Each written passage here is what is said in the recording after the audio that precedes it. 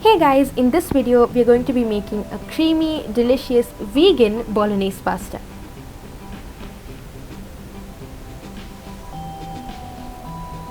First I'm starting by blanching some tomatoes, so if you have canned tomatoes, skip this step, go right ahead and add that. Here I'm using blanched tomatoes because they give a smoother puree than normal tomatoes.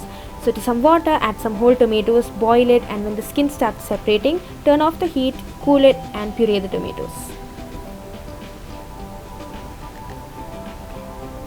Next, into a pan, add some oil, and when it gets hot, add about a teaspoon of cumin seeds. Lightly roast them until they give off a nice aroma. Next, add in 2 teaspoons of freshly chopped garlic. I have left exact measurements of all the ingredients down in the description box below, so make sure you check that out. Next, add in some red onions. Now red onions tend to give a more richer and a slightly sweeter note to the sauce, which really helps it develop a deep flavor. That's why I've used red onions. You can use any kind of onion that you have on hand. Next, add in a teaspoon of sugar. It's just to help the onions caramelize faster.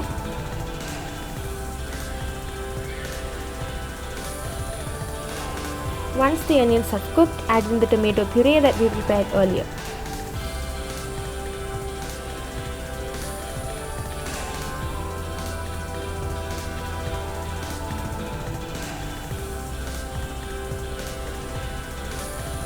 Now we have to add in some whole spices, so I've used a bay leaf, 3 to 4 cloves and a small piece of cinnamon.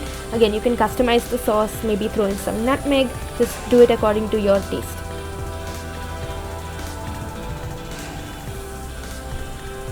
Season the sauce with some salt.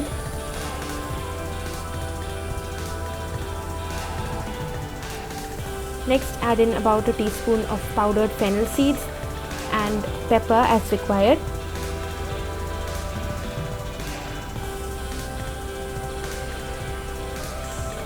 Now you want the sauce to be cooking as long as possible so that it can develop a lot of flavor. So make sure you add in enough water because it shouldn't burn.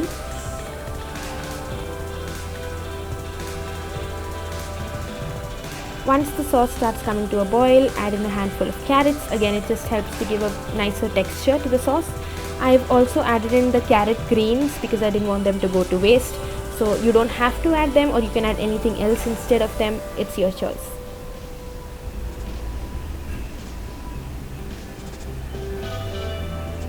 Lastly, I am adding in some homemade cashew milk. You can use your choice of vegan milk.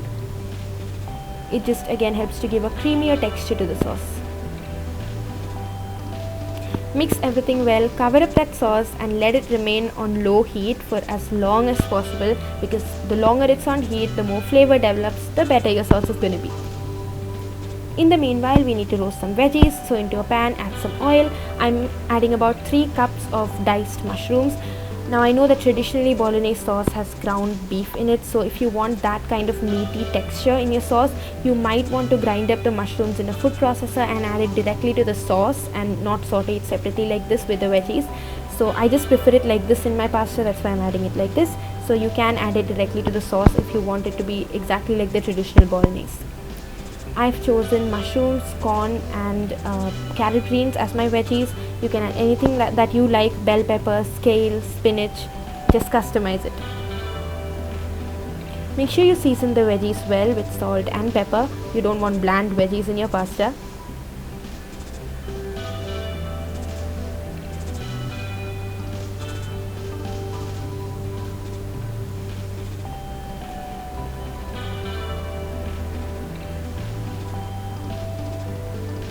I also added in some chopped ginger for extra flavor. You can also add garlic if you want.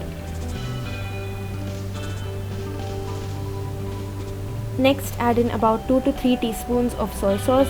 I know it's not a traditional ingredient in Bolognese pasta, but it just gives it a really nice umami tang to the vegetables, so I do suggest that you add it.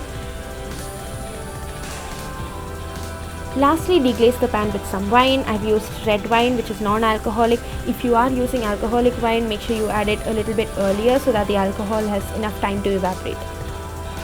Once the veggies look cooked and the corn looks nice and golden and roasted, turn off the heat and come back to the sauce. So you can see it has thickened up beautifully, it's nice and creamy. Lastly, I'm going to add in some raisins.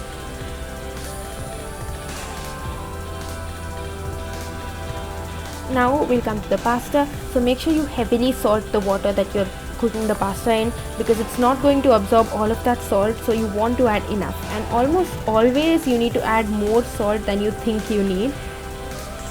And make sure you add the pasta to boiling water. Don't add the pasta first and then let the water come to a boil.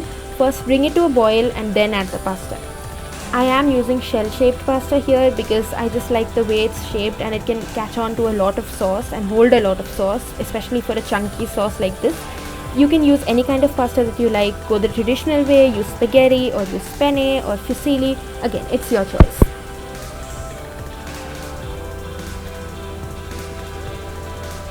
Once the pasta has reached al dente stage, that is, it has a little bit of chew to it but it's not mushy, turn off the heat and make sure you use 2 to 3 ladlefuls of that pasta water and add it to your sauce, because again, it's gonna really make your sauce luscious and creamy.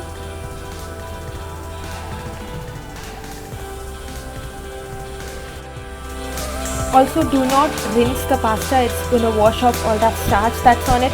And do not add any oil after you cook the pasta, because then the sauce will not stick to it. So cook the pasta, drain out all that water and directly add the sauce into it. Now you know the drill, add the pasta, add the sauce, add the veggies, season it properly if required and serve it hot and enjoy. I usually serve it with a side of roasted potatoes or croutons. I will be uploading recipes for all that in the coming weeks, so make sure you subscribe. If you have any suggestions or comments, leave them down below. I will read every one of them. If you like this video, make sure to give it a thumbs up and also share it with all your friends and family, and of course, subscribe to the channel.